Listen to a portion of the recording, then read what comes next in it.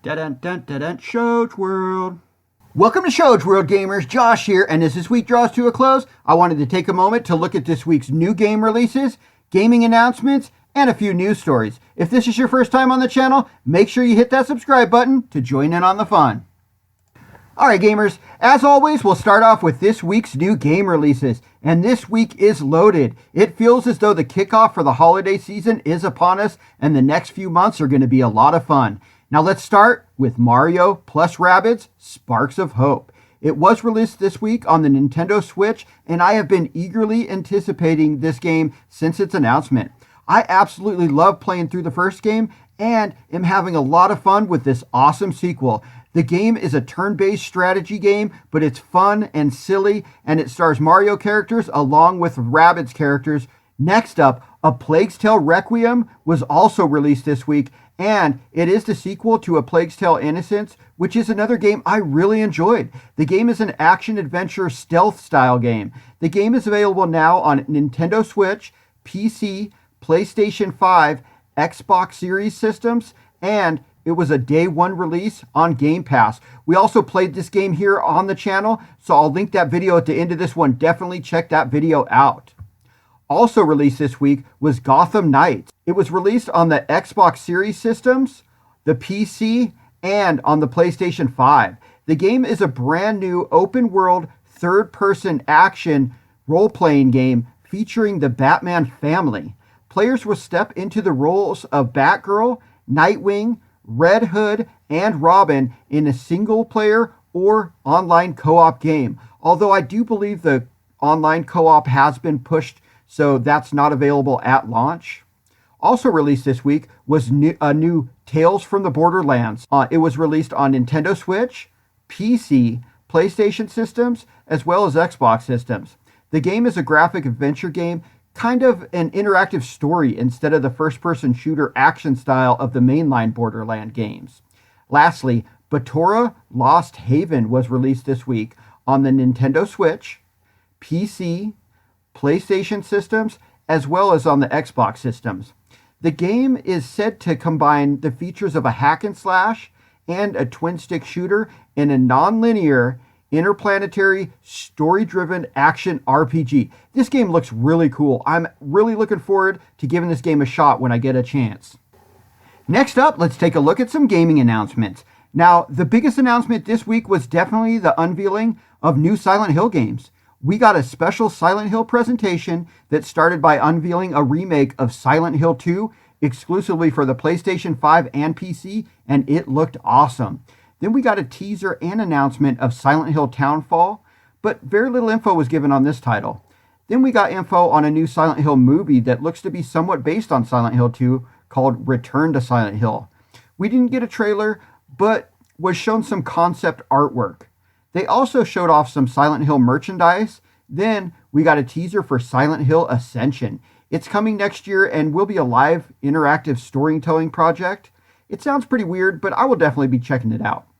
Then the showcase ended with a super weird looking trailer for a new Silent Hill game titled Silent Hill F that looks like it takes place maybe in Japan. Next up, Sunnyside was announced, and this game looks to be a little bit of everything when it comes to gameplay. From turn-based RPG, life sim, farming, and even drone flying were all shown in the trailer. The game is scheduled to be released on Nintendo Switch, Xbox systems, PC, and PlayStation systems, but no date was given just yet. Also, with this year being the 30th anniversary of Mortal Kombat, many have been eagerly anticipating the announcement for the next mainline Mortal Kombat game. Well, we did get a Mortal Kombat game announcement. It was Mortal Kombat Onslaught. It is a mobile game. It's titled a collection role-playing game that was announced this week. And if you think that sounds weird, you're not alone. Hopefully, we still have more Mortal Kombat news on the way before the end of the year. Ys 9, or Wise 9, I always called it Ys 9. Not exactly positive how you say that. Anyways, Ys 9, the Monstrum box, is receiving a next-gen upgrade and a release on the PlayStation 5 in the spring of 2023. There appears there will not be any kind of upgrade path from the PlayStation 4 version, so this will be a standalone release for the PlayStation 5. This is a really good action RPG franchise that has always, for some reason, just stayed under the radar. If you're a fan of the genre, I definitely recommend giving this game a shot. Now, for the Digimon fans out there, Digimon World Next Order was announced for the Nintendo Switch and PC, with a release date of February 22nd of next year. The game was originally released on the PlayStation Vita back in 2016. This RPG is much more of what we expect from a Digimon game than the recent releases. If you're a fan and never got a chance to play this game, you should definitely check this game out when it is released. Alright gamers, let's finish up this week in review with a few news stories. Now, we did get more information on the upcoming portable system from Razer. The Razer Edge was announced and shown off with the Wi-Fi as well as a 5G model starting at $399. We have no release date at this time, but pre-orders are open with a $5 deposit. The system is expected to launch in 2023 with more information coming to us in January. We also got some big news when it comes to premium controllers, as PlayStation announced the release, date, and price for the upcoming PlayStation DualSense Edge wireless controller. This premium controller is fully customizable, adding rear buttons and customization on the trigger buttons as well as analog sticks. You can have multiple customization profiles saved, and it comes with a special carrying case. It will retail for $200 with a January 26, 2023 release date. Now, in a pretty surprising story that absolutely exploded online this week, the English voice actor for Bayonetta made a video explaining why she isn't the voice of Bayonetta for the third game, claiming it was because of an extremely disrespectful low pay offer and calling for a boycott of the game. The video exploded on Twitter with over 9 million views. Many people jumped on board to show support. Then, a few days later, reports came out explaining the actual pay being offered was far different than what was conveyed in the video. She claimed the report wasn't true, but her call for a boycott of the game it pretty much failed.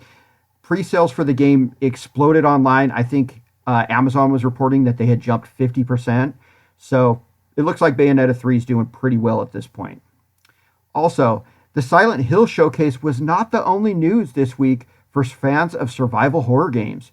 Resident Evil also had a showcase. Now, this showcase kicked off with a trailer for the new Resident Evil Village DLC, Winter's Expansion. They also announced a third-person mode being added with a demo that is available right now. Next, they showed an update for RE-Verse, the multiplayer mode, and they also gave us info as a VR mode is coming when the PlayStation VR 2 is released next year. Then we got a look at Resident Evil 4 Remake, showing a new gameplay trailer that looked amazing. Then they showed the different PS4 and PS5 special editions, regular editions, and all that will be available at launch. Then the showcase ended with another trailer.